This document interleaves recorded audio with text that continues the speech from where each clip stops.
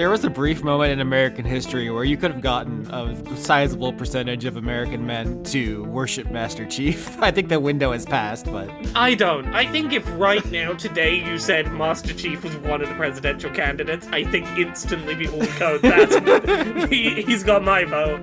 I think I only played Halo like 4 times in my life. Okay, just individual times, or did you marathon them all?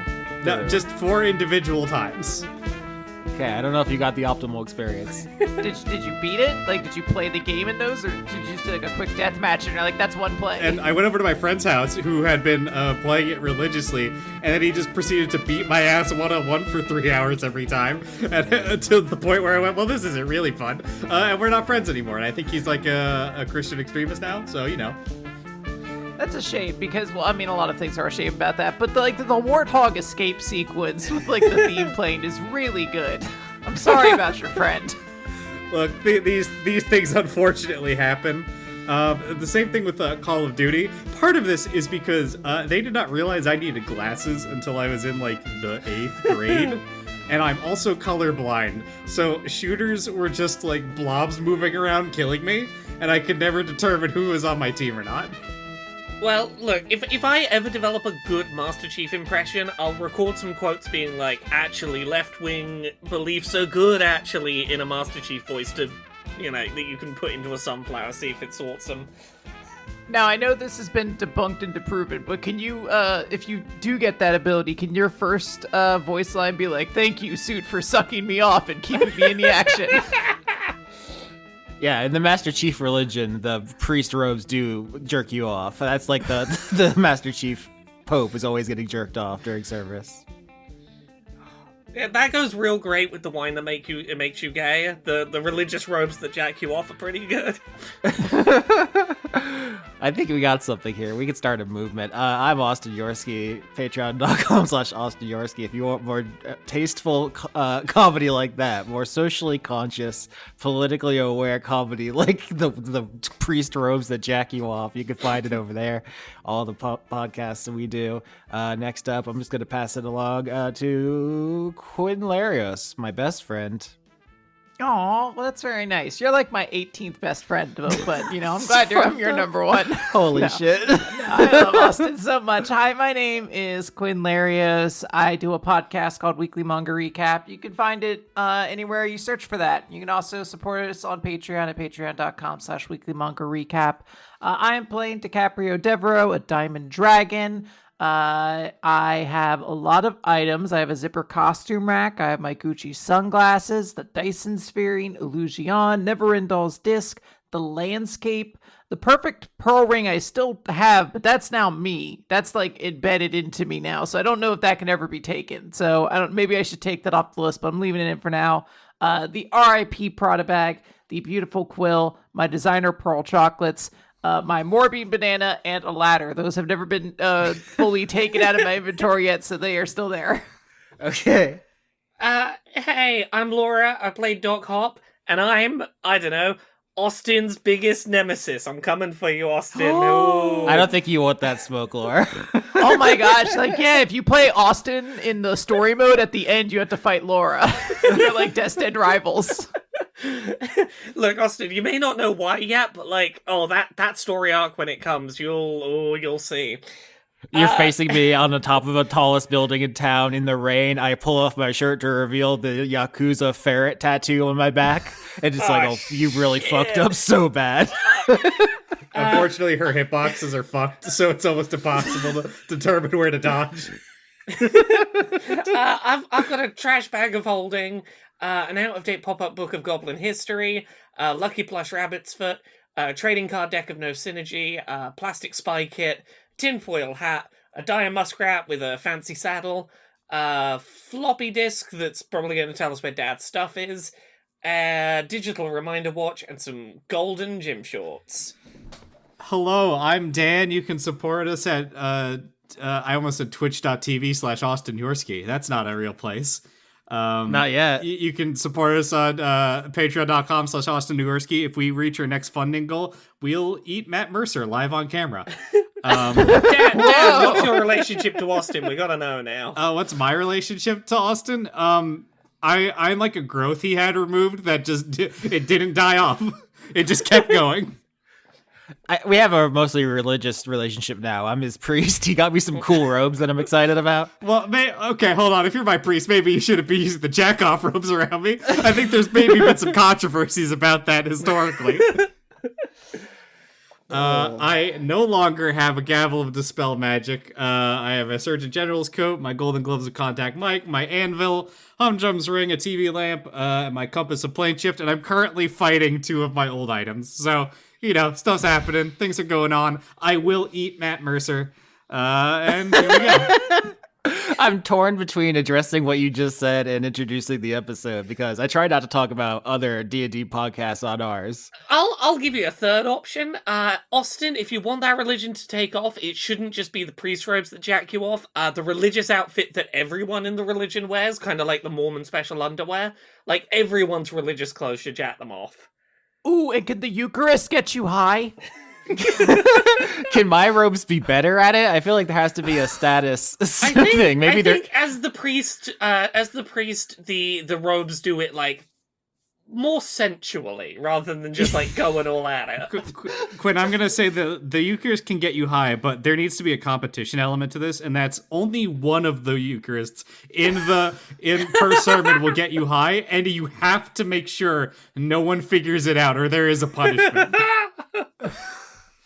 All right, so my robes are sensual and romantic. They're playing R&B. Your robes, rough, coarse, just dry jacking. Yeah, ours are playing hither. If anyone tries to work out I'm the one that got high off the Eucharist, I will just say I'm speaking in tongues. I'm actually more religious than you. I'm not high. They can't refute that.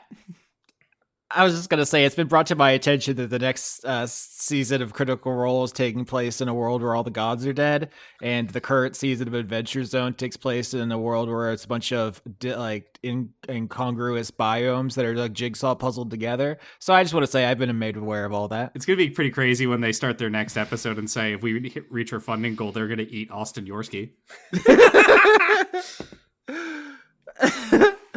We're fighting like forms, right?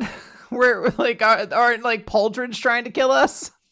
Last we left the adventure, I had made a joke version of one of the most famous locations in D&D history and filled it with dogs, and I was just kind of amusing myself and making you fight a bunch of dogs, and then Rex botched, and so your items are bursting out of Doc Hop's bags and attacking you. There's nothing even close to what I'm imagining, what I'm picturing that I could find in Google Images. So I'm just using a picture of Desdemona, her frilled lizard, to represent it because she's doing this to you. I should say, in case the subtext wasn't clear, when Rex, you used the key earlier in this arc, you had a strange feeling. That was Desdemona reattuning to her items. Rip and piss my items. The key and the epaulets, and I was always going to have there would be some consequences if she's around and your enemy and you're using her items, because obviously she has a much greater affinity for them than you. You did take them off, so you you didn't take any damage or anything. If you were still wearing them, it'd be even worse. But the way we open this episode is you are on, I believe, the 3rd floor of the Crystal Tower. I think it's it's an elven name that they always do. It's like the Kryshal. How did I do that? Crystal Tower in Elven. Crenchinaban? I think I said it was in Icewind Dale 2 last episode, but it was Icewind Dale 1. The Crenchinaban is the crystal that creates the Kryshal Tirith, which is where you are. This is like when I played Final Fantasy 13 and I was like, wait, so they're a sea but not a fal'Cie? What's going on here? Why are there so many nouns? It is exactly that. From the garbage bag of holding comes 2 entities, or I don't even have to make up a name for what when a form manifests physically. There already is a name for that. It's an ADOS. I don't know what that is. I fight it. I'm sure you're all aware of the British video game company of the same name. IDOS. Okay. For some reason, I thought you said ADOS, and I was I did. That's how it's pronounced. Austin, I've listened to people that play video games and don't know how to read for many years. I think I know what it's called, and it's IDOS. I mean, that may be how the British company pronounces it. That's not how the Greek word is pronounced. It literally just means visible form. So it doesn't mean shame, which is what Google is telling me. Yeah, who's more likely to be right, Greeks or British game developers, Austin? I think we should all play Disney the Egg and then reconvene and really think about that question. So these two things are completely beyond your experience and look like nothing you've ever seen before, but the closest approximation, I will say, one hand seems to come out of the bag. It seems to be, first you just see a clump of epaulets and badges and like stars and pins and all the things that you see on military uniforms. And then as the hand pulls itself out, you see an arm made of trophies and then a chest made of diplomas and certificates, just an never-ending golem of merit coming out. That's the first thing. The second thing appears to just be waves and ribbons of light. It's almost like a solid wall of different rainbow-colored light coming out. Why don't we roll initiative? Because they're not attacking you per se. They just are, but they are in a way which is going to become incredibly hazardous to your health very soon. You had said at the end of the last episode, this could be cut out. Is this going to be level 20 sheets or level 1 sheets? Level 20 sheets. There is, like we talked about last episode, that the staircase was too narrow for you to fit through as dragons, but the actual floors of the tower are big enough for dragons, so you can fight it here. Okay, 17. 5. 13. Looks like you're up first, Doc Hop. There are two things coming out of your bag. One is made of achievement, I guess you would say. And the other just seems to be like waves and bars of light. Okay, give me a second, because I'm first up in combat at the start of an episode, and that means I need a second to work out my plan. These things are smaller than, say, 10-foot. These would fit inside a 10-foot cube, right? So whatever they are is just coming out of your trash bag at this moment. There's more to them. They're coming out. But currently they would fit in a 10-foot cube. I don't know what you're trying to do. I'll do my best. She wants to force cage them. Yeah, I kind of just want to force cage them before they can get any worse, is my idea, Austin. Uh-huh. I mean, feel free to try whatever you want to try. I feel like that's you saying it won't work, but I shouldn't use that knowledge to change my plan. Doc Hop is going to cast Force Cage. An immovable, invisible, cube-shaped box creates a solid barrier that prevents any matter from passing through it, and any spells cast in or out of it. If they try to escape using teleportation or interplanar travel, they have to do a roll, but I think they're just in a box. Mm-hmm. Yeah, so we've seen you use this once before. You trapped Keeper in this force cage, and he smashed himself to bits trying to get out of it. It's a very good spell, 7th level evocation. I will say that it's invisible, so it's hard to know exactly what it does right this second, but you can create that force cage and we can move on to DiCaprio. All right. I am going to cast Banishment on, I guess the one that's just like light. That one seems like the one that's scarier to me. That's like the mage. You always kill the mage when you have to like fight like what are they, Ornstein and Smoke? You got to kill the one that's weird first. Okay. I think they're both extremely normal gentlemen, but go off. Spoken like a true Ornstein. So yeah, I'm going to need a charisma saving throw from you, or they are banished. All right, what is your spell save DC? You are going to need a 19. All right, here we go. 28. All right. Unfortunately, I don't think anything happens on a save. So, yep, nothing happens. Okay, we've seen this before when you attacked the fork. in Desdemona's hoard, and a tentacle of pure hunger came out, covered in mouths and teeth, and it was trying to eat you. You banished it back to the world of forms. It disappeared. That's how that fight ended. You try the same thing here, and the roll doesn't go your way. The arm of the ADOS pulls itself out. You see there is a vaguely humanoid upper torso made from more trophies and certificates and badges and all the different stars and bars on a general's uniform. This thing, you could call it a merit golem if you wanted, is coming out, and it is attacking. Well, I will say there is an invisible cage around it, but I'm reading this spell very closely. Creating a solid barrier that prevents any matter from passing through it. Neither of these are made from matter, so Are they I not don't want items? to be a dick. Are they not items? There was an item in your world which represented a portal to the world of forms. There was a sort of thing to a place beyond matter. So Okay. Would you call these things creatures? I would not call them creatures, no. Okay, that's fine. I think they're creatures and therefore can't leave by non-magical means, but okay.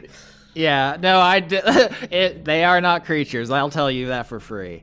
So that the merit golem is pulling itself out of the bag, shoulders, torso, and so forth, and the more of the bars of light are pushing out of the bag as well, and it seems to be an expanding cage, like just like your force cage is invisible. Here's a cage of light expanding out of the bag.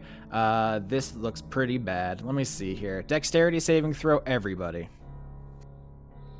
What was that? Dexterity, did you say? Correct. Sorry, I was too busy looking up 5e's official definition of a creature, just in case I could get you there. Got a 20. 12. 10. All right, DiCaprio, you see this rainbow bar come out of the bag and kind of push towards you, and you are able to get your big draconic body up or below it and dodge that. The rest of you are not, and you are going to take 27 damage as this thing hits you and then passes through you, not cutting you in half as it probably feels like it should. Instead of a shooting, horrible, slicing pain, you feel a terrible, eerie cold, and then the magical bars are behind you. It is clear now that the other thing coming out of the bag is like an expanding cage that you are now all inside. Strength saving throw as the golem made of metals and trophies begins swinging its hands around in this room. 9. 16. What's the stat, sorry? Strength. Strength? Strength. 4. Everybody fails and takes 31 damage. As you're hit by these hands, there are no clear boundaries to whatever these creatures are. They're shimmering strangely and seemingly growing at right before your eyes. They get bigger and bigger as they come out of the bag. And it is now Rex's turn. What would I have to roll to find out if hitting these things is gonna do anything? Religion. Okie dokie.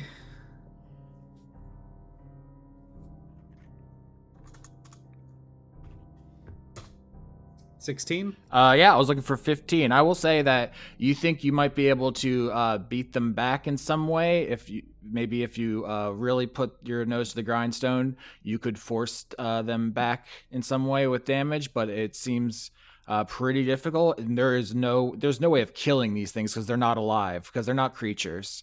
They are just two concepts leaking into the physical world. So it's like, can you punch courage? Can you punch faith? Can you punch sadness? Not really. I mean, kind of. Maybe you can't. Surely if it can slice us, we can punch it. That's exactly the thing I wanted to say. When the bars of the guilt thing went through you. It didn't hurt in a way like, oh, you got bonked with a big metal pole. It hurt you on some other level just by going through you. Like I said, they're not creatures who are attacking you. They're just things. What are they the concepts of again? I believe Rex knew is the concepts of was it like command or authority? And fuck, what was the other one? Yeah, I told Rex emotions he felt when he attuned to them. No one has sat you down and said explicitly what they are. Because, like, let's say one of them is authority. I'm thinking, can we fight them in a non-traditional sense, such as I start singing, fuck you, I won't do what you tell me, at them. And, like, the fact that they are authority, that will harm them. Yeah, so knowing that it sounds like a physical fight, we probably can't win. The only other thing I can think to do is Rex was attuned to both of these at one point. I guess he just wants to try to wrest control away from Desdemona. I have a feeling I might lose this roll, but it's the only thing I can think to do because I don't have any other abilities that aren't swing attack button. Okay, which of the two would you like to try to attune to? Let's go with the I mean, the one that probably makes the most sense in character is the big massive metals and epaulets, etc. Okay, so I think what happens if you try to do that, I mean, you can paint me the picture of how you try to basically connect this pure idea to yourself. Not out of the realm of possibility. I wonder how much you as a character know that is exactly what DiCaprio has done with the Perfect Pearl. We can maybe clarify that with some character dialogue at some point. But what's going to happen here is I think there's going to be a contest between you and Desdemona, who is attuned to it, not because she has any affinity for the concept, but she is just a hoarder of all perfect things, which I think specific beats general in game design. Rex is such a physical character. I don't even think he's really necessarily for comprehending that these things aren't made of like real matter or substance. Mm-hmm. So in my mind, what is happening is that he sees this like creature made out of badges, trophies, command hats, etc. And he just starts like ripping the pieces off and like pinning it to himself. Or like throwing the various like crowns and shit onto his horns, like he used to do with this stuff that he started to tone back down. And he's just he's trying to wear it like a pair of clothes. Oh, that's sick. Yeah, we're going to do a contest between Desdemona and you right now with advantage for that role-playing choice of you just trying to wear all the accoutrement of success. So yeah, when you attuned to this, you felt earlier as if you had deserved all of your accomplishments, was the feeling that came over you. So I think you feel that right now as you're trying this, but then you also feel like scratching in the back of your mind Desdemona's diamond claws as she tries to pull it away from you. Are you ready to roll? You have not told me what stat, so no. I think it's just your best stat, because this is the most you can be. I guess last episode you did get a magic spell on you to top off your buffness, so I think strength for you. Okay. Is this a saving throw or is this just a flat roll? Saving throw. Okay. All right, that's much better than just a flat 5. Yeah. All right. Are you ready? Yes. All right. What do you first? 27. 20. Oh, thank God. All right. Explain to me what it looks like, Dan, when Rex Maximus becomes the conduit of desert, the concept of deserving things. I'm made out of candy now. Okay. Well, he's got big candy corn fangs. I'm gonna have to remove this from my season 13 plans. Let's see here. Okay. Conduit of deserving things. Fuck. Shit, that's gonna... God, I feel like that makes him a bigger asshole that he was starting to move away from. I mean, it's certainly a character choice. Yeah, you didn't absorb the concept of being a reasonable person. That's true. Fuck, what would this even look like? I had an idea a while back for a magical pirate item.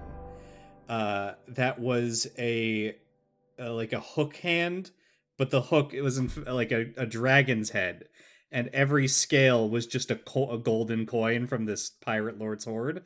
I think what happens here is his scales physically replace, instead of just being the scales of a red dragon.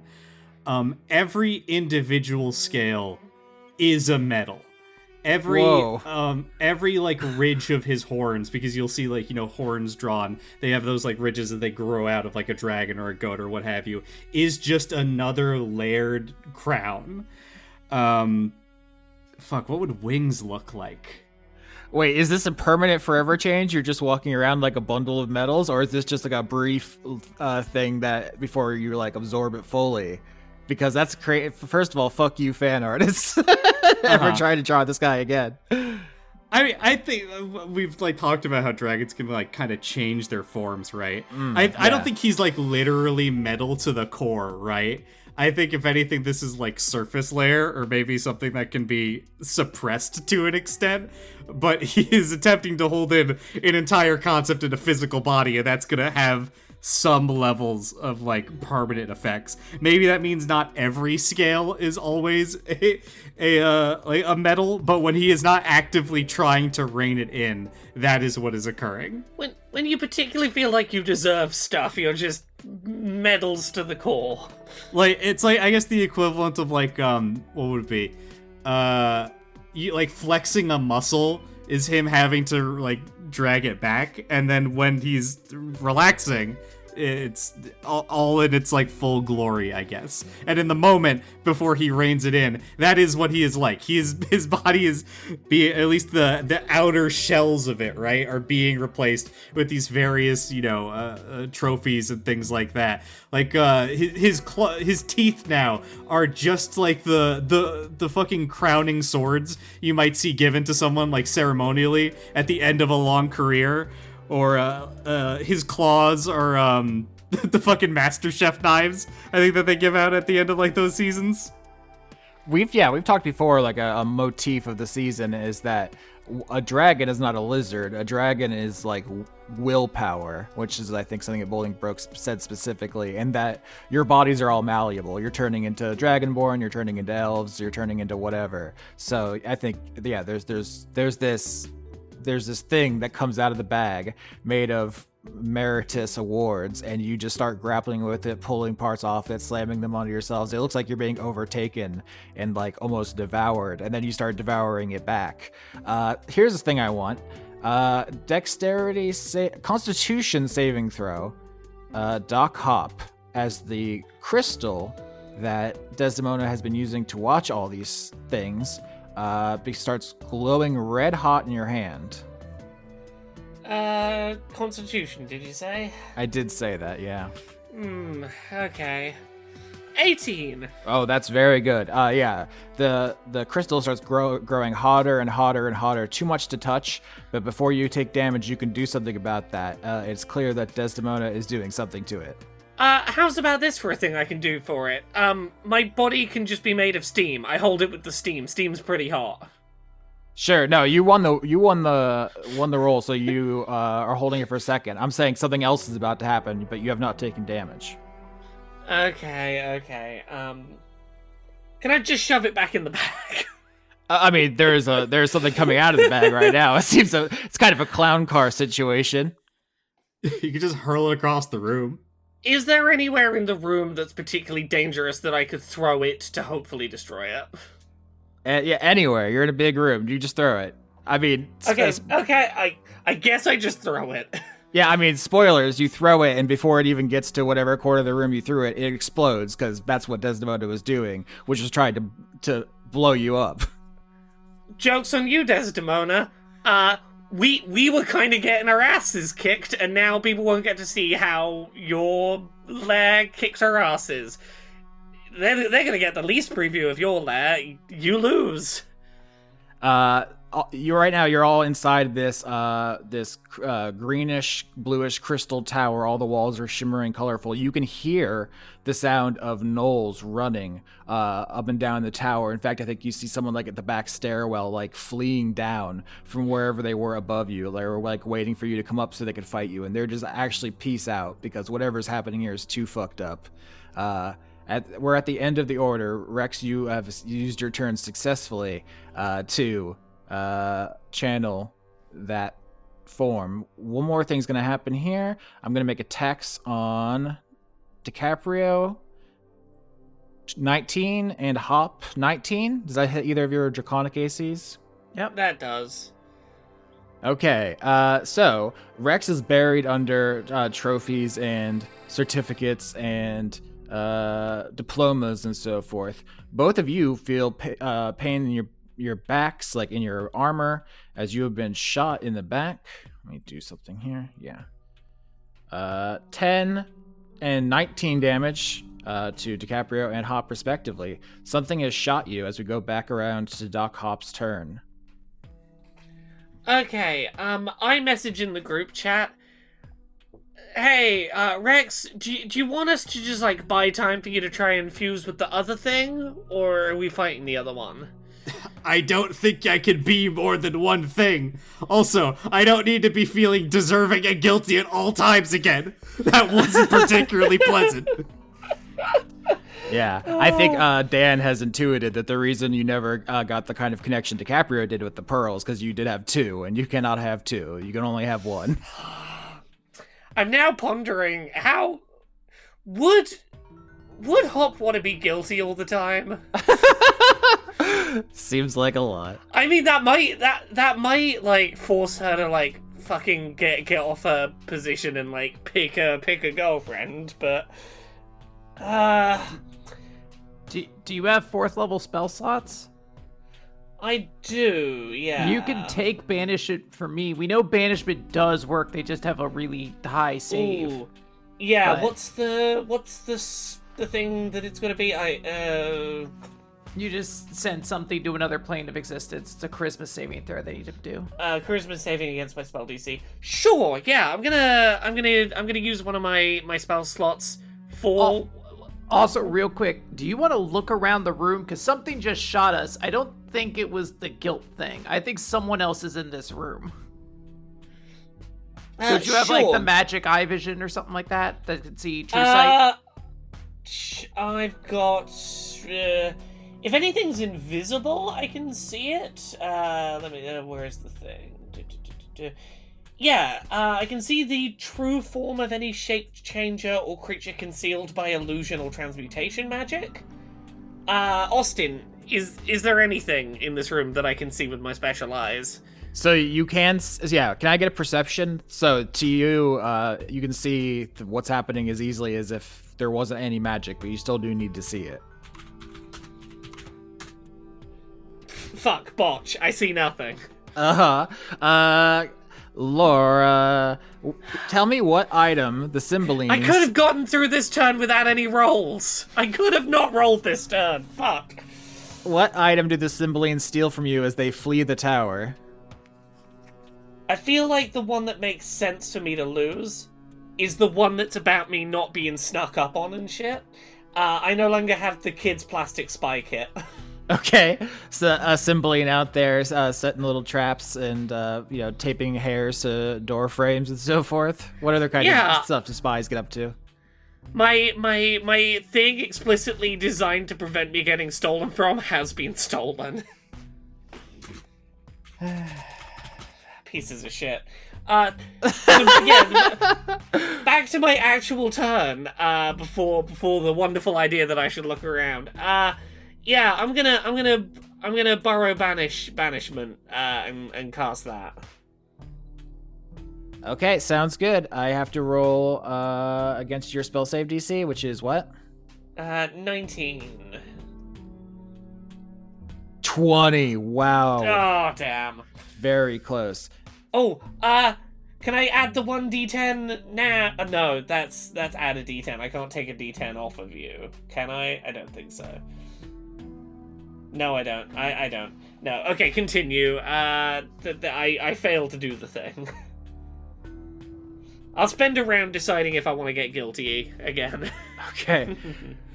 So a lot of things happening. So this rainbow cage of light coming out of the bag, enveloping you all, still growing, filling the whole room.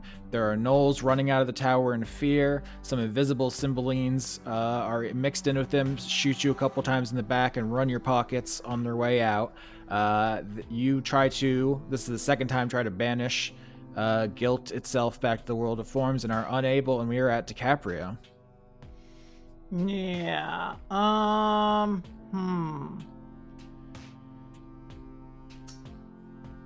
Why don't I have good spells? I think because your boyfriend keeps robbing you. Isn't that just true in life? He has important salads to make. Yeah, I think I want to do something more interesting. Just try banishment again, but I don't think I have a better actual tool than that right now. What if it feels guilty? What if you try guilt tripping it and going back to the world of forms? Catholicism itself. I am going to cast banishment as well because it's got to work eventually. Like statistically, one of these has to work. Also, as a side note, I was working my way back through my spells. Like 2 spells past where I was. I do have banishment. I didn't need to borrow it from you. Okay, what's your spell save DC? Still 19? Crit 28. Okay. Aren't you cool? I'm not stunting on you, it's a die. Okay. Mechanically, it's effectively a coin flip. And he just keeps crushing it. It really does. So you see that the light being, the ADOS, has filled up the room, and what was bars of a cage becomes a solid rainbow globe around all of you, and begins retracting as if to crush you all into a sphere of meat. That's what's going to happen. There's no rolls because it's just now you're all in the cage of guilt and it is coming for you. Rex, you are unable to do anything because your body is being horribly body horror transformed right now. Anything you want to add to this scene? Just scream. Discord cut that off, luckily. Okay. Actually, you Rex. It's like the end of what is it, Terminator 2. Rex gives a thumbs up as he sinks to a pile of Little League trophies. The green crystal walls of the tower pulse around you. I guess you're inside of the rainbow sphere, so you can't see it too clearly. You just know that like the quality and tone of the light is changing, and you hear Desdemona's voice ring out in all of your heads as she magically contacts you. She says, "How's it going? I can't see you anymore." Rather easy, honestly. Your your tower seems to be a pretty big boss. I think I saw your minions leaving. Yeah, they're all running out. I wasn't sure if there was anyone left in there to tell the story of what happened. We're gonna miss it. Oh, we'll be out shortly. Yeah, we'll tell the story of how bad your place sucked. Metallic sound of trophies clanging. Desdemona says, "You know why it was so hard raising you?" Please, I'm all ears. I love to hear what you have to say. Really? For the first time? I mean, it's not like it matters. You're going to do it anyway. You love to hear yourself talk. It's perhaps your favorite thing in the world. This is exactly what I was gonna say. You're just always complaining. You were born into the most powerful family, as the most powerful species, with magic that can control space and time, in an era of peace after eons of war. You have an army of servants. You're internationally famous and beloved, and you just won't stop complaining about everything. Oh, my family has so many expectations. Oh, I have to make so many decisions. Oh, I have to think about things and I have to lead. It's so hard. Do you have any idea how pathetic that sounds coming from a dragon? I'm sorry. I didn't realize you were talking about me. I've got far bigger things that I'm worrying about right now. But it's always good to see you, Des. Glad we could catch up with whatever inane thoughts are going on in your head right now. But we're busy conquering a trial, so we ought to get back to that. I didn't expect you to have any response to that, but something to think about when you get back from the resurrection cult. Hop and Rex. How long are you gonna be able to stand the inane nattering every time anything happens? I don't know, until you're dead again, probably. And then it'll go quiet. I don't know why you're pretending that you were ever nice to DiCaprio. This is Rex, like, shoving his head out of the pile of garbage before getting sucked back in. You expressly only wanted her to sing your praises at your stupid party. Don't pretend that this was some sort of outreach that you did because you cared. Or if you did, you buried it under a lead of needs that you wanted to save your image. So fine, pretend that you care about her. Pretend that you tried your hardest. I don't give a shit. If you want to try to take everything that I care about, fine. But if it's gone, then nothing will hold me back from drowning you in your own blood. Wow, so angry. Sardior forbid anyone wants any gratitude around here.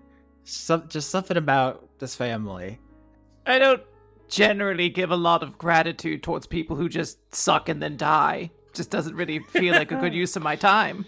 You actively tried to use me as another tool when you saw I could fight. Shut the fuck up. Okay, well, maybe a decade or so at the resurrection cult will give you some time to calm down. I'll see you in a decade. Bye. All right, so we definitely have to kill this thing so we can go back and beat her to death with Yeah. this tower, right? We could just take the tower out of the ground and just pummel her. Rex fell back into the pile of trophies. Yeah, we're back around to Hop. At this point, you are all in a ever-shrinking cage of guilt that is about to pulp your bones. Yeah, we're in a rough situation here. Fuck it. Can I attune with this thing? You can try. It's the same thing that happened with Rex, which is you'll need to do a contest with Desdemona to attune to it, because she is currently also attuned to it. I mean, if it seems like if there is a world in which I could be compatible with it, fuck it, we do it and we take the consequences. We'll see where it goes. I do not want to get squished in here and let that fucker win this argument. Before you make that roll, doesn't DiCaprio have vortex warp? Could she just put us outside of the? I have to be able to see where I'm putting people. Because it's a shifty little color thing. We can't. Yeah, it's like a Nightcrawler thing. I gotta know where I'm going, or I teleport into a wall. I've been thinking through some options, but yeah, this is where I'm at. What do I roll to try and wrestle this thing from Desdemona? It's going to be a contest of whatever stat you think best represents how you truly feel guilty. I think I don't think I've seen Hop really feel all that guilty about stuff before, so I don't know how you're feeling. Well, that's the about thing, it. is I wasn't sure if this was guilt or guilt is just the feeling it makes you feel, because not knowing exactly what this is for sure, I wasn't sure. That's why I was asking whether I could try to attune to it, is I don't know exactly what this is as to how compatible I am with it. Yeah, it is guilt, and I think it's probably disadvantage and charisma, if I had to say so. Charisma saving throw, so at least you got that. Yeah. Okay. Let's give this a go. Let's see what happens. Okay. With disadvantage, you say? I did say 26 from Desdemona. 14, but can I add a D10 to that? No, D10's not going to do it, is it? No, fuck. Nope. Okay. No, I tried, everyone. I tried. Yeah, if you reach out to it and you're trying to pull like rainbow light inside of you, the way that Rex is doing with all of the trophies and certificates, you do feel like a rising sense of guilt in you. But it's not you. I think in your core, you think you're a fun, nice person.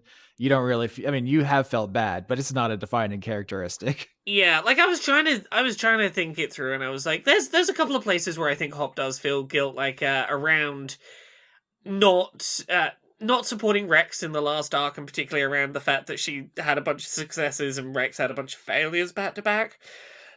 But no, it's not like a big driving force. At least not yet. We'll see where she goes. But Okie Yeah. dokie. Seems like we're at DiCaprio. Austin. I'm Austin. I am going to cast Banishment. But Okay. I really don't want to fail. So I want DiCaprio to I will be willing. This is my trade offer to you. I have sent it to the commissioner's office for your approval. I will use a 9th level spell slot for this. And I will destroy one of my items. But I need this banishment. Like, I am putting everything into this spell to make sure this thing is banished. And it will be random. I will not know which item is going to be destroyed. You know I can't resist a juicy offer like that. Yeah, that's very good. Okay, can I take the spell slot back then? Because you seem more interested in the item thing. Okay, well, first, here's what I got to do: is I got to roll. How many banishments have you used this fight? Because we haven't rolled Andronicus for them. I've used 2 spells so far. Okay, 9 and 8. Okay, well, those are some pretty good ones. Yeah, those are really the best ones. Okay, yeah, those are the good ones. But I have a shiny new 7th level spell slot I would like to also use to make sure this banishment sticks. I was gonna say, if you made the offer of a 9th level and you don't have one now, do you want to take Hop's 9th level? She hasn't used it. Well, we're now in this metaphysical bargaining stage. Austin, is it enough with a random item being destroyed and a 7th level spell slot, or do I need a 9th to just guarantee that we're getting rid of this thing? Okay, so here's the thing. You've been trying to magically banish this thing. Both you and Hop are repeatedly trying to push it back into the world of forms with magic, and it's very difficult. This is like a magically kind of unprecedented feat. I guess one precedent when you did it to the fort, but it's still very difficult to push this non-thing back to where it came from. Right as you think you're about to spend a 9th level spell, like a world-altering spell, somewhere out there, Andronicus begins burning the risotto, and he needs your ice magic to save it. As the critics here, he's at the table, he's wearing a big fake mustache. We can't let the risotto burn. And Why is the critic wearing a fake mustache? So the Andronicus doesn't know who he is. But he does! Well, Andronicus is very smart. You can't fool him. So he absorbs all your magic, and I think the thing here, it's not like you, DiCaprio, hold up the magic item and say to like, if there's anybody watching this fight, I will trade you magic item for spell. Yeah. It's more like you try to use a spell slot and it is yanked away from you at the last second, and there is like a magic feedback that, you blow a transistor, a magic surge flows through you, and just something on your person just fucking explodes. Yes. This is Full Metal Alchemist, and you tried to bring your mother back, and like the ingredients weren't enough to bring her soul, so you lost your arm and your leg. Yeah. Here's what I'm gonna say. How many items do you have? Because we're gonna, I think, assign them to a die and roll. I'm not even really interested in spell slots anymore. I have 12 items. I have exactly 12. Fuck, that's good. Okay, can we all agree on the order of them? Because I think you and I have different orders because you took things off and put them back. Okay. I am putting it in this exact order: the costume rack, the sunglasses, the sphering, the perfume, Never End Doll's disc. That's 5. Landscape. The pearl ring, I guess, is the question. The pearl ring doesn't exist anymore, so I guess that turns into 11. But we can still roll a d11. Yeah. So the perfect pearl ring, ignore. The Prada bag is 7 then, the quill is 8, my chocolates are 9, my Morbine banana is 10, and my ladder is 11. Okay, can we take the pearl and the ladder off? Because the ladder is not magical, and so it would not be. Okay, fine. It would not be implicated in the magic feedback. Have we checked the ladder? I checked the ladder. I don't believe I did an Arcana check on it. I actually looked at it earlier. I'm going to do an Arcana check on this later, crit, and then you're going to be like, fine, it's a magic ladder. All right, fine. That does sound like me. There's 10. Am I rolling this? Yeah, I think that's the most interesting way of doing it. Oh, thank God. Okay. That is my Illusion is gone, but that is 1 away from the nuke.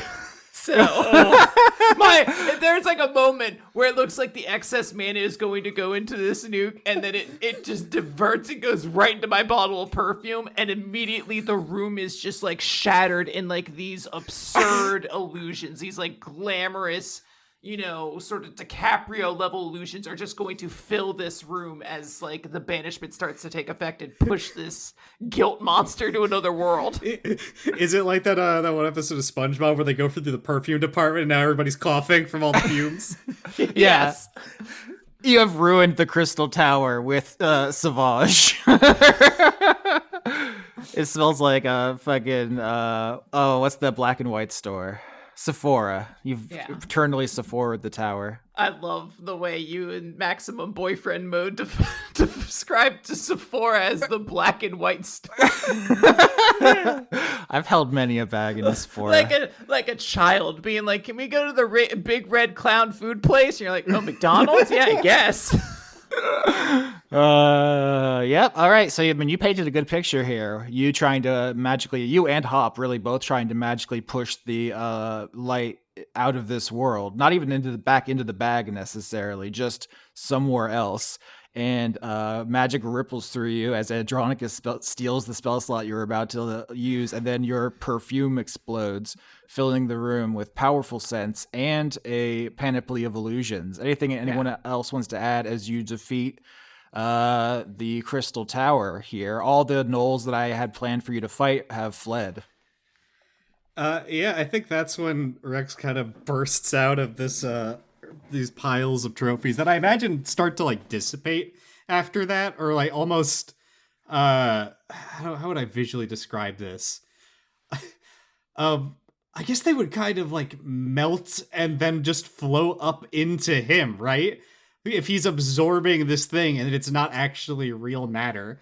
He's like, I think maybe these transformations for DiCaprio was a lot smoother than it was for him, because she didn't do it in the middle of a big fight. And he's there like panting heavily for a moment in this like, body horror to an extent, made of trophies body, and then he reasserts himself, and most of that fades to again just being like, now his horns are just all made of crowns, and there are like metals strewn throughout his scales. So if you're a fan artist, you only need to do like 3 metals per square inch rather than the entire body or something to that effect. And he goes, I fucking hate your mom a lot. I agree. It's the way she is convincing herself that she tried her hardest when the only interactions I've ever seen from her are at its kindest, quote unquote, playful shittiness and transactional deals with you and me for that matter. Like, literally the closest I've ever seen to her being nice to you is being an absolute bastard to you while smiling and doing upward inflection at the end of the sentence. Yes, we eventually developed a bit more of a catty relationship that maybe seems a fun from afar, but it's only the way we developed. She was a much crueler person before that. Are we still doing the tower thing here? I think all the gnolls are gone. Well, let's just make sure there's nothing stupid at the top or something like that. Maybe there's a treasure there or something we can stuff down our throat. Go pick up a thing to be like, we did it. Also, all of your guards ran because they're cowards. Your place sucks. Is there like another floor to this, Austin? Can I get investigation checks to scour the tower? I didn't even mean for that to rhyme. For other potentially useful items. I'm gonna use my Gucci sunglasses to give me proficiency in this. Yes, excuse me, one moment, and he coughs up a cheerleading trophy that was lodged in his throat. 28. Holy Lord. What's the roll? Sorry. Investigation. Yeah.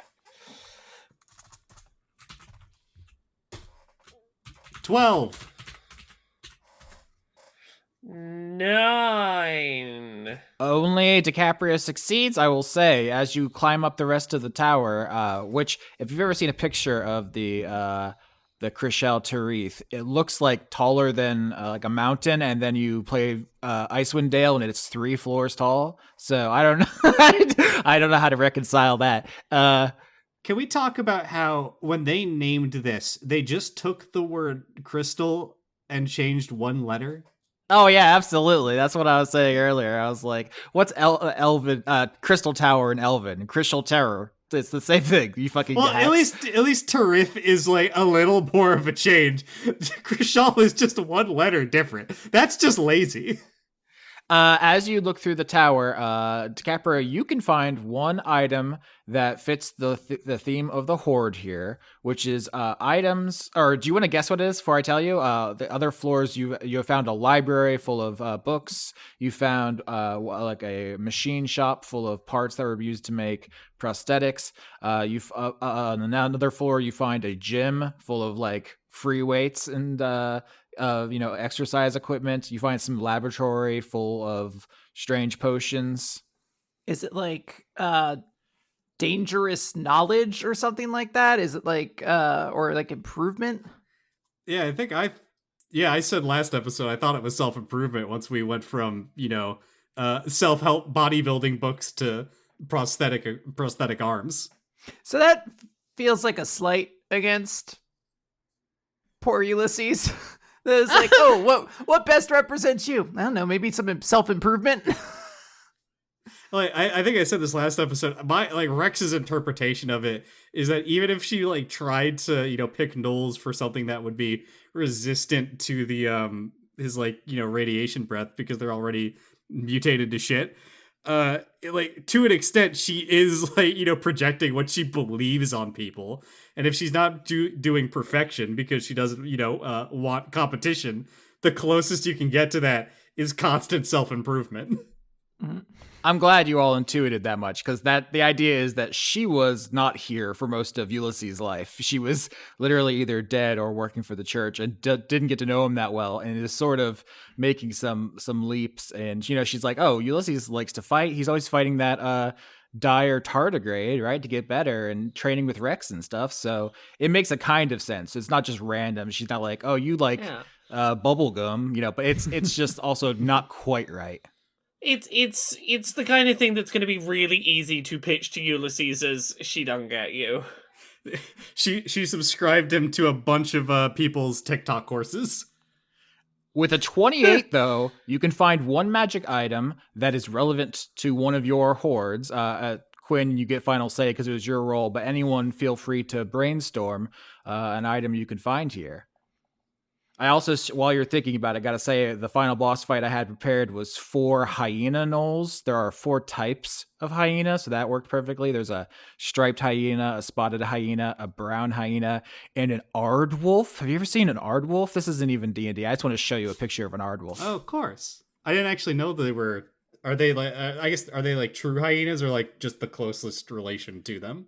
They're the 4 types of thing that are in the same clade, or whatever genus, order, that thing. But you see the other hyenas look relatively similar. The aardwolf has a completely differently shaped head because it is an insectivore. They're just eating bugs out there. Hyenas Aw. also were basically, like, as a species, like humanity's mortal enemy for a long time because they were killing us when we would try to eat bone marrow because they're the only other animal that can easily get to bone marrow. They were rude little guys, but I was looking up gnolls and various dogs. I had a bunch of dog based jokes and japes set up, and then you all completely aped my shit. Got aped all over last episode. Lamau aped. So when you say one of our hordes, like one of the three of us, or is like finding an item from any dragon's horde possible? Oh no, one item that fits the theme that the gnolls brought with them, but Okay. it could be something beautiful, thingamajig or king. Look, if you're pitching Grex gets an item, I'll fucking take it. Yeah, I was trying to get Rex an item. I just I'm didn't know. down. I'm trying to think what covers training and self-improvement, but also authority and kinglyship. Look, when you guys were listing out like all of your magic items, I realized now that I've got the the epaulets back in some way, shape, or form. I think I'm at 5 magic items right now, and when Quinn said 12, I almost spit out my drink. Oh, one of them was a ladder. I was trying to think of a suggestion for Rex, and all I got was weights for bodybuilding, but they're jewel encrusted. That is kind of funny. Let's see. It's self-improvement, shows leadership or something to that effect. It's one of those books that's like how to be the boss that everyone respects. World's best boss mug. It's the book How to Make Friends and Influence People. Can we come back to this so I have a little bit more time to think? We maybe just record something very quickly at the end. Yep, I guess. Okay, so you all ransack the tower, and when you, if you want to say or do anything else before you leave? Yeah. I want to pull Rex aside real quick. Not like specifically like away from Hop, but just like I want to talk to Rex real quick. And DiCaprio is just going to ask, say, Rex, how much do you think you're willing to budge on this whole small folk thing? Rex turns to his sister and says, if I learned anything from our last foray, it's that Ina Barbas is right. There is no room for compromise. So you're going to give everything into this then?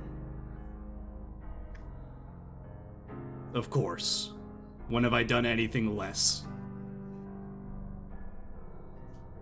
DiCaprio is gonna, I assume every so often she just has the ability to summon like a glass of wine, because I just want her to like take a sip and like ponder something as she like, in her mind, she's like, well, the conversation's done. I got what I needed out of it. And she starts walking away.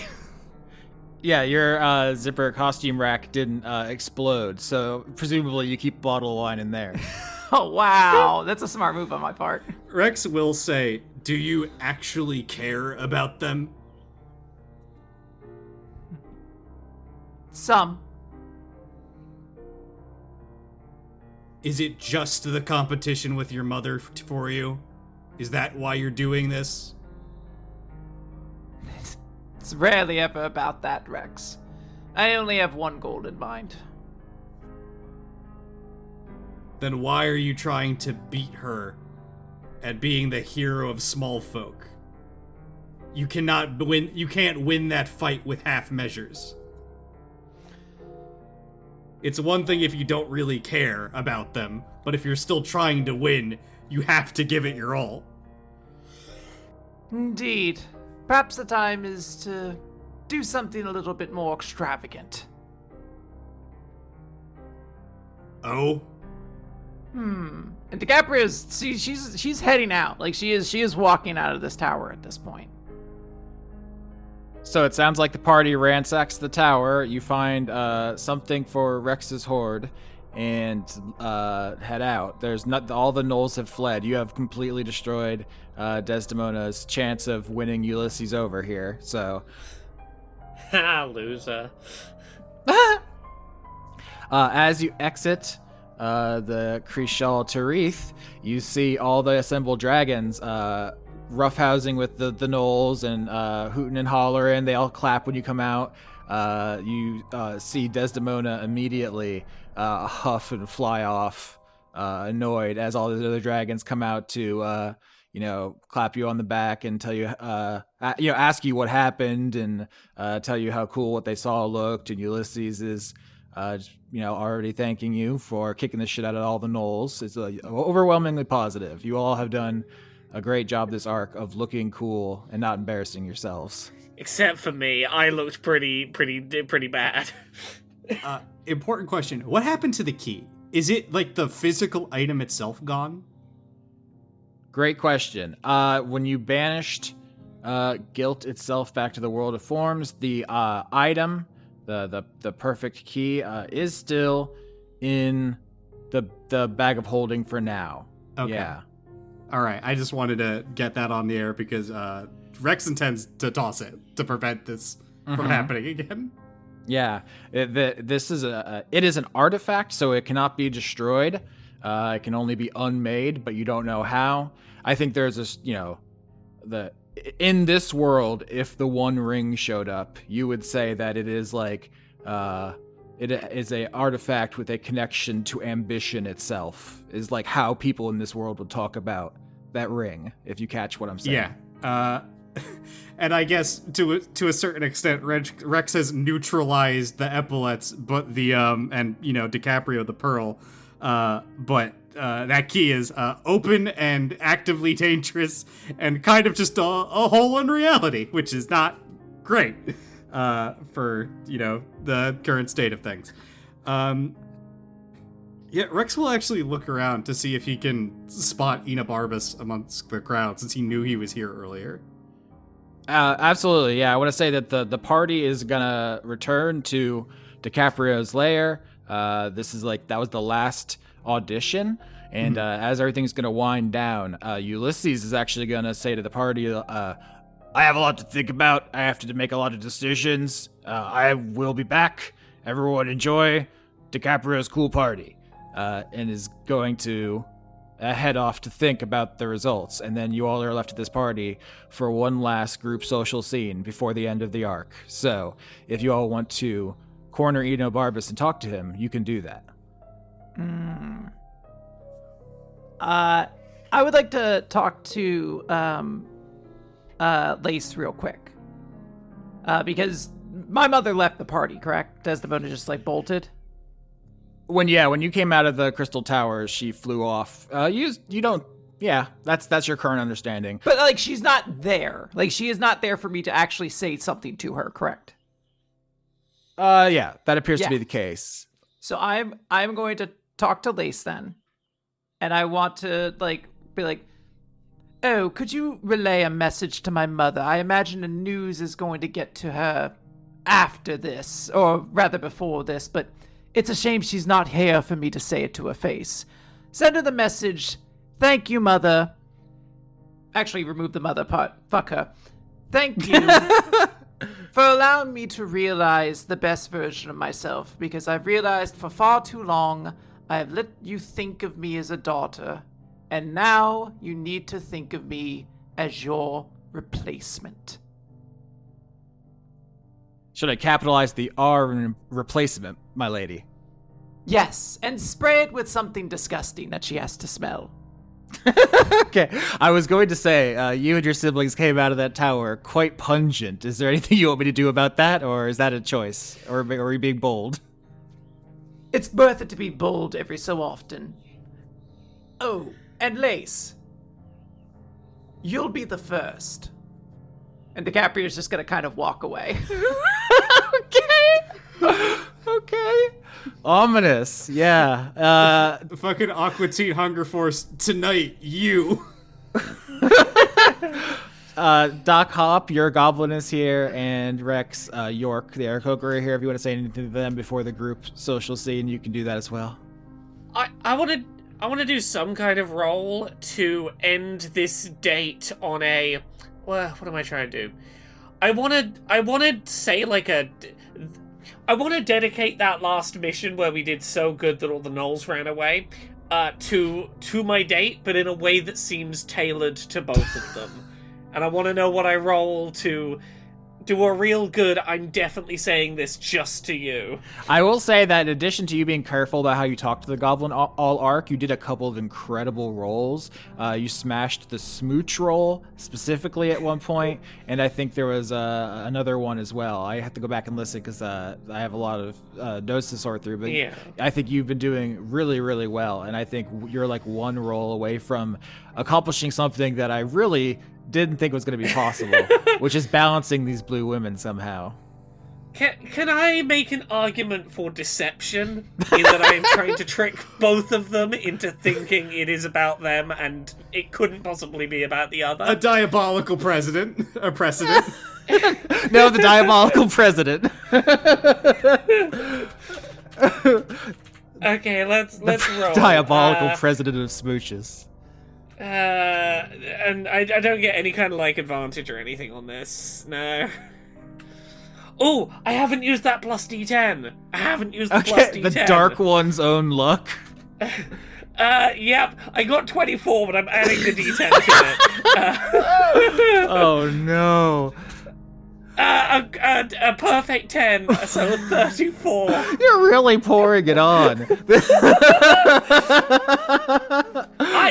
I don't know exactly what it is, but I give like a paragraph of specifics that really sound to both of them like it's just about them.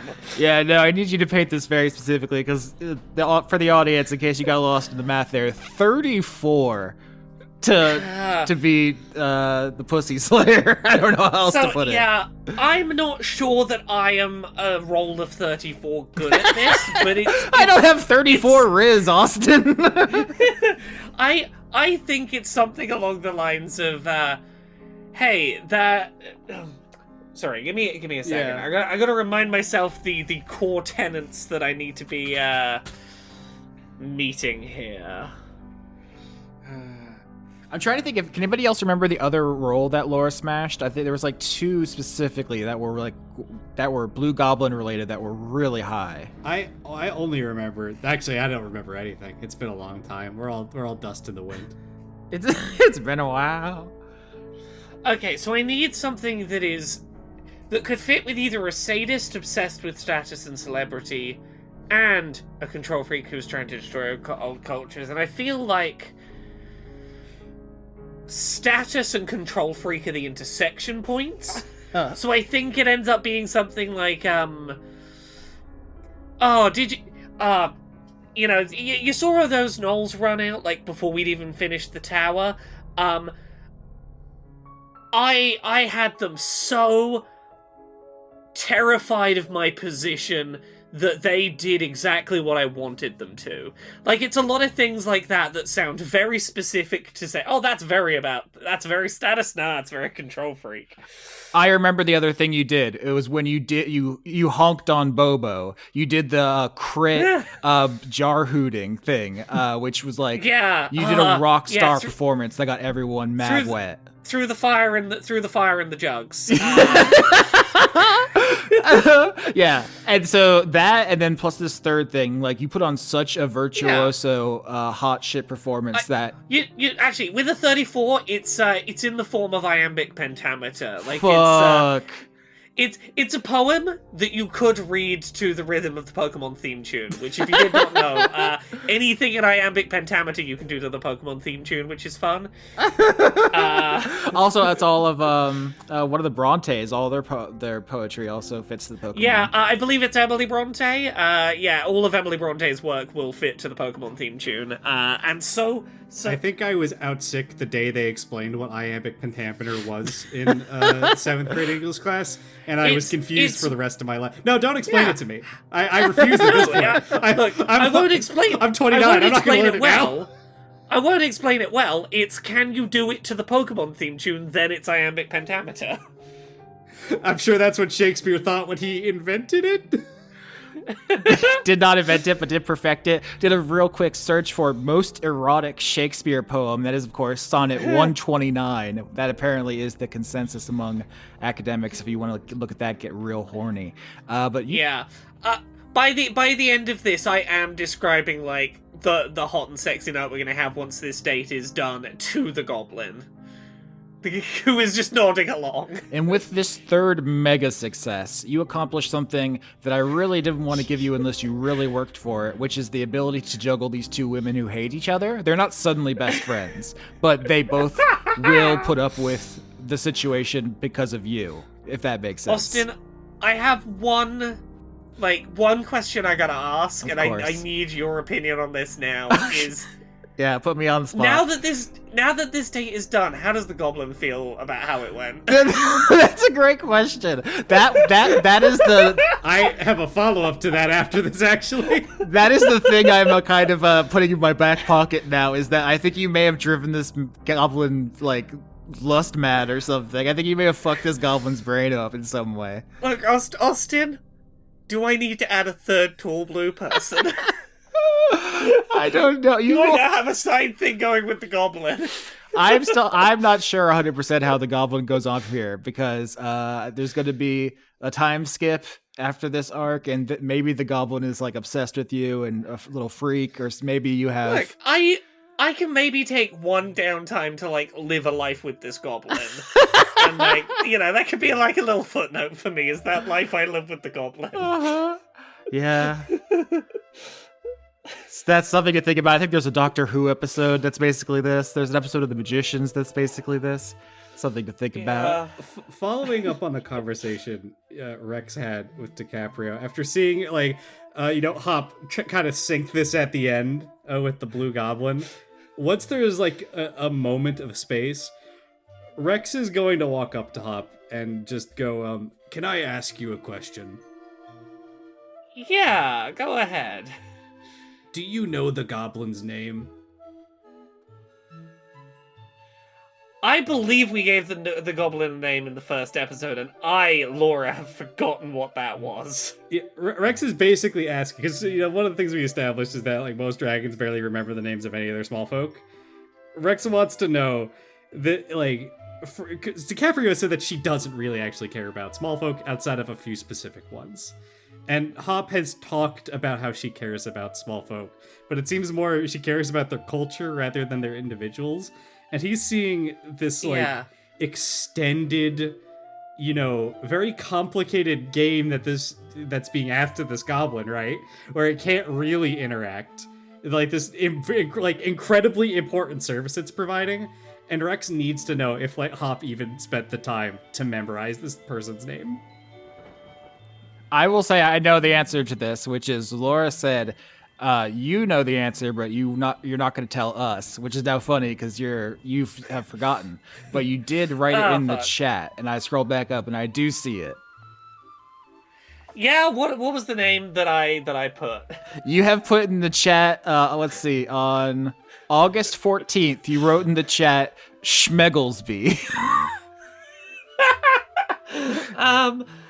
How are you feeling about August 14th, Laura? And what she's done to you? I think August 14th, Laura is brilliant. Okay.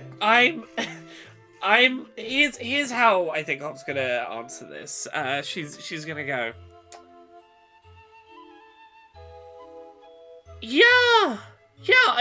I do. Yeah. Are we no longer recording for the date? This is Schmegglesby. I knew it was very possible I was going to be making out with a goblin. It felt rude not to ask names if that was on the table. You're great, by the way. I think Rex's eyes narrow for a minute, and then he just kind of gives you I get a satisfied nod of acceptance that you have at the very least passed this test. Yeah, and look, I don't know that this is necessarily a sign that Hop cared about this small folk, other than, and more than, I'm going to be spending a lot of time in your company, and it's going to be awkward. Like, Hop's just not a make out with a stranger in the club kind of person. She gotta know her name before she goes on Yeah, a she's date. not Rex. Whether she'll remember it, that's another question. Depends if we end up spending a life together in the downtime. But Rex basically just says, I needed to know if you at the very least cared that much.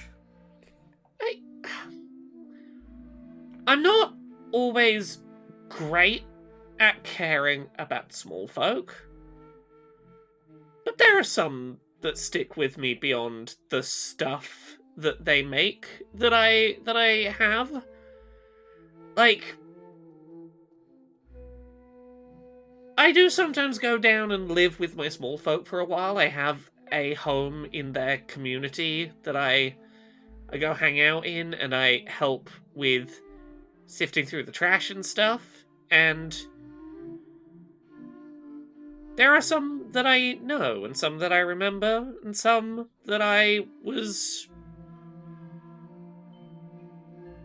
been to some funerals. I felt sad when some of them have gone. I remember some. Maybe not as many as I should, but... I needed to know that there is a difference between... How should I put this?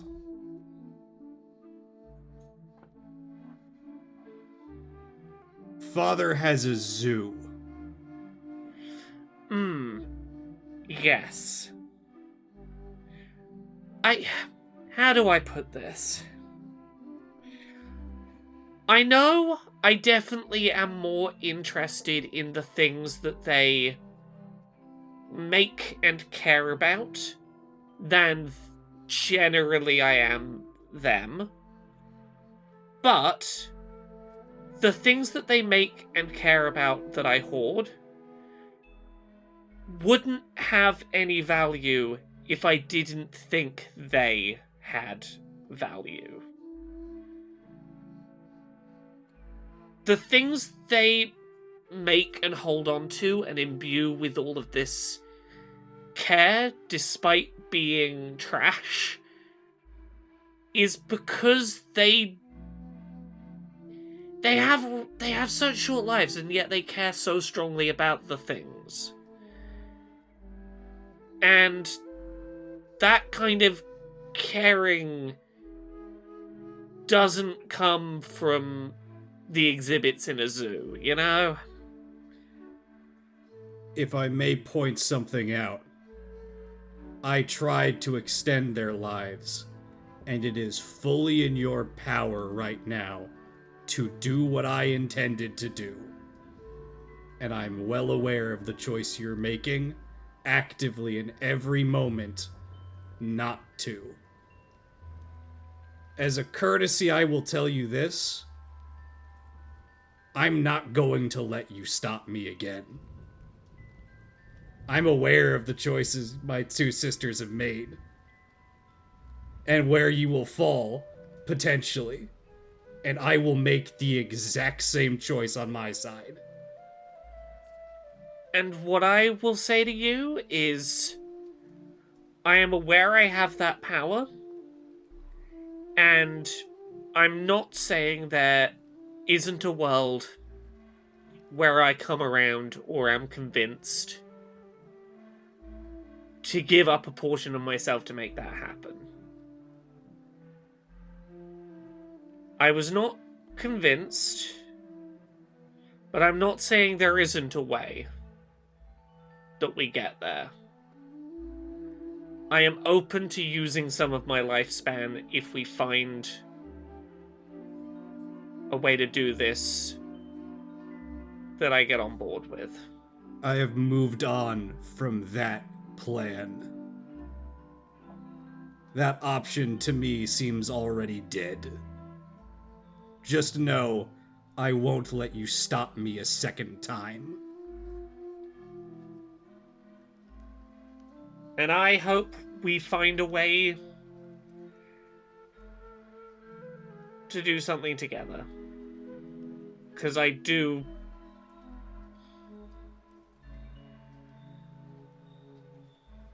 I don't want to be in your way, but I get it.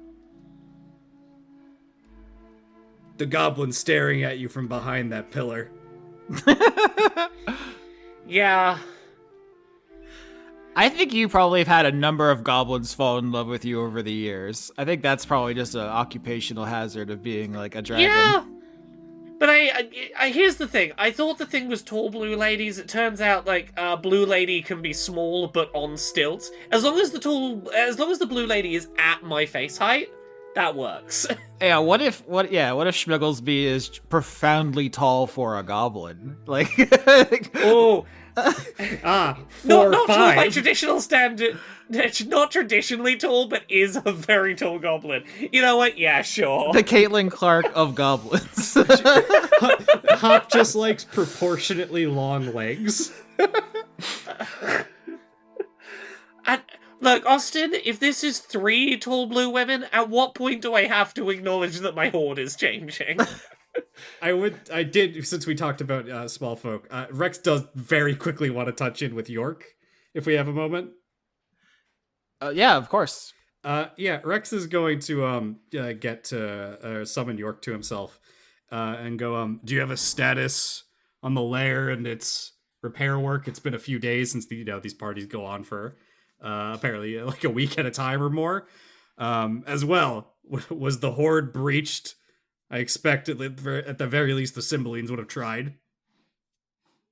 York, the Kingfisher Aarakocra, gives you a more specific details than I'm going to in character, but tells you that damage was kept to a minimum because Doc Hop made the decision not to use Meteor Swarm, even though it would have done great damage.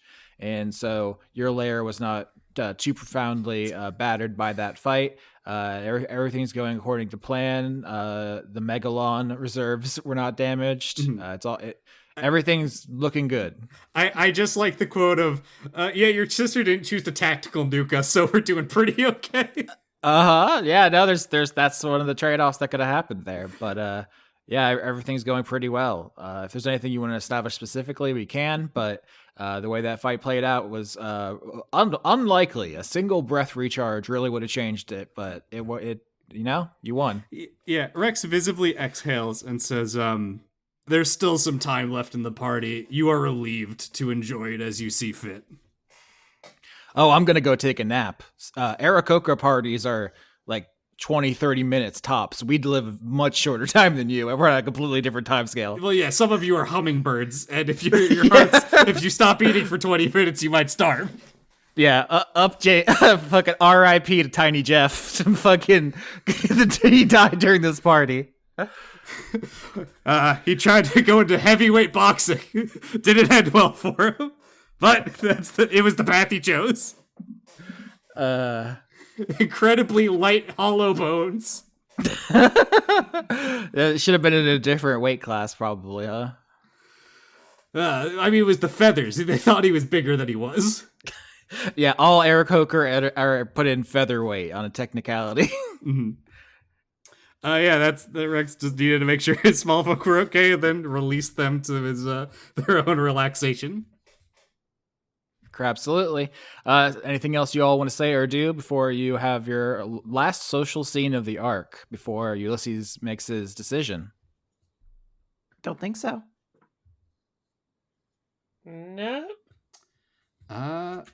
No, I think everything else that we might do would take too long. So I guess final social scene before Ulysses comes back. Laura has put in a very leggy goblin into our chat. What'd you search? Long goblin? That is 100% a Blood Bowl miniature goblin with the long legs ability. Yeah, it is. I just googled long goblin, and it was literally the first image. The opening scene of Long Legs, but it's a goblin instead of Nicolas Cage. I wore my long legs. I love this guy. Sorry, I just looked at him again. It's good to look at. Yeah, paint me the picture. So Enobarbus is a barrel dragon. Bolingbroke is currently a gray dwarf. They're both wearing big coats. Bolingbroke's coat is shimmery and appears to be made of dragon scales. And Enobarbus, I guess Enobarbus is currently a dragon, so you can't see the coat. But if he turns into a dwarf, it'll be the big fluffy coat that DiCaprio gave him in like the second arc. Oh, he still keeps it. Yeah, you gave it to Bolingbroke actually, and then he gave it to Enobarbus as part of my foreshadowing that something is going on with them. Yeah, Rex will fucking nut up and walk up to Enobarbus and just kind of, I guess, like, give him a curt nod to both of them and say, I see you caught the end of the party.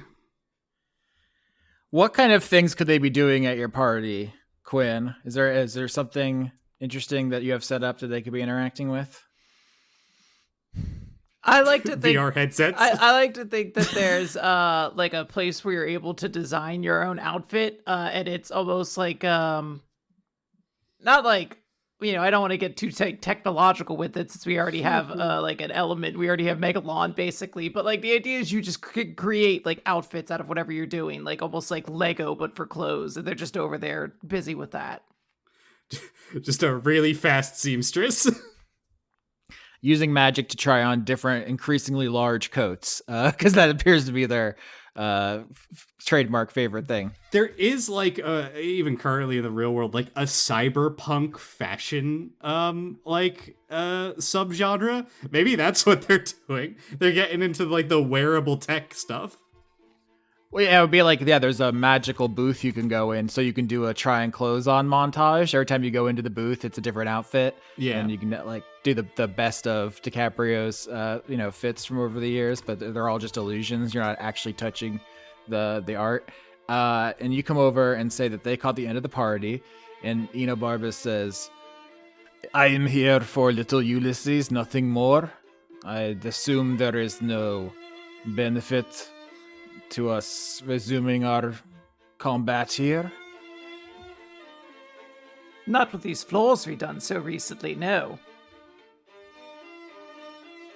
Just polish them. Bolingbroke looks you all up and down.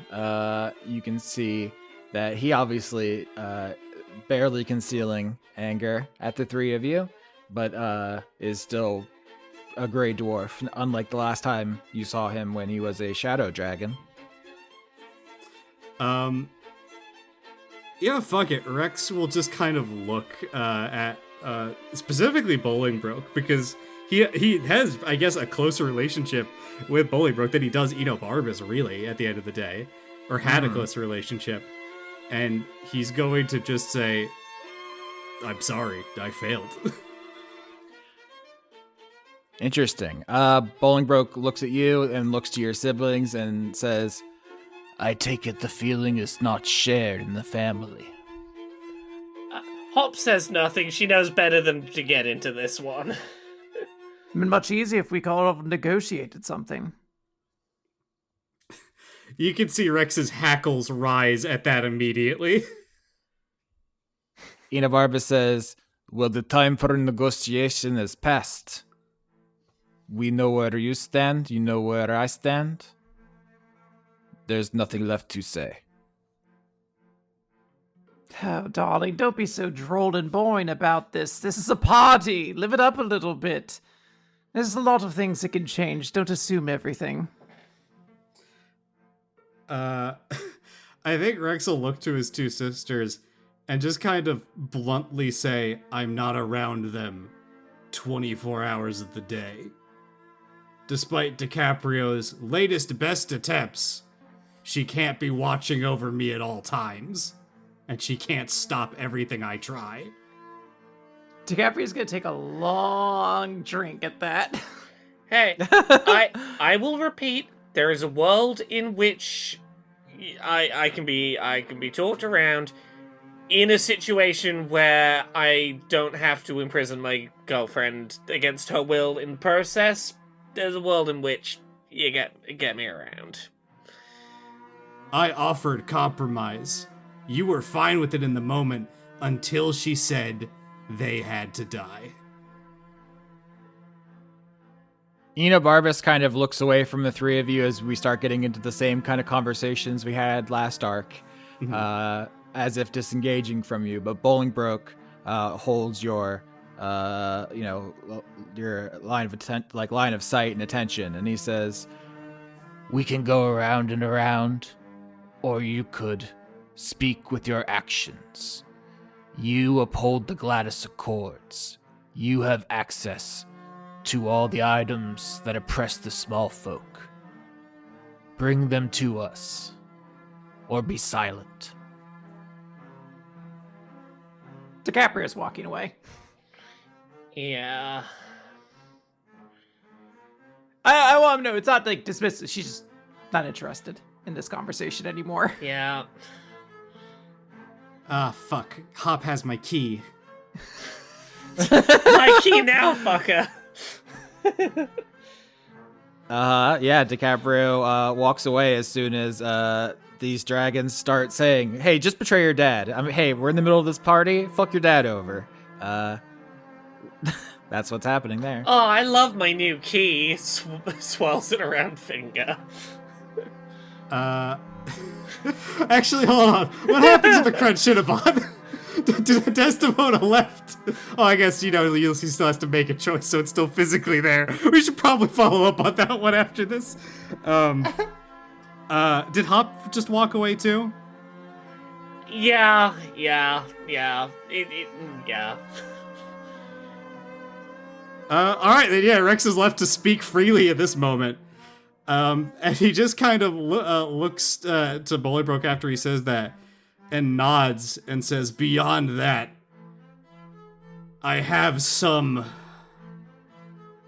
ideas, but there is a toll to be paid."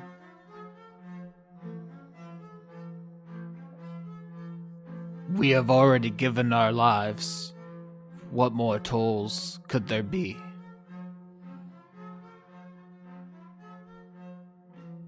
Do you remember what led to Humdrum's death, or at the very least accelerated it? Metal poisoning in pursuit of the Megalon. Megalon is a will made manifest, transformative, just like a dragon. Throughout history, hundreds of sorcerers, the strongest amongst their kind, reach their position through simply a drop of our blood running in their veins. Metal can bind to those veins, those blood cells. And that is exactly what Megalon is.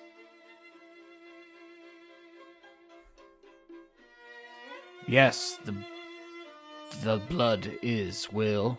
The will is metal. The metal is dragons, as they've always been. What do you propose? More blood? I want to transfuse it into small folk. I will not lie, I do not know how dangerous this is. But it is the only direct method of transferring a level of power that I can achieve at the moment. Bolingbroke seems to think about this. Is like looking down, running the calculations, and then over his shoulder, Barbas, walking away from the conversation, pretending to be interested in something else, just says, "Then bring us blood, princeling, as much as you can." What do you think I've been doing for 10 years? Have you seen my track marks? My veins are so fucked. Uh-huh. Yeah.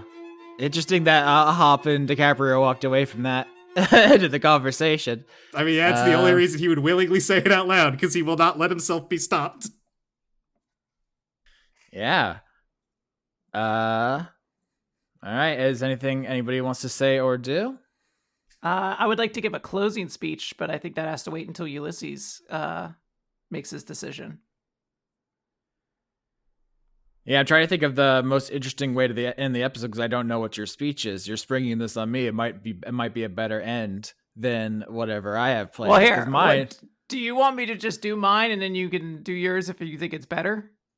I have no idea. Yeah, we can.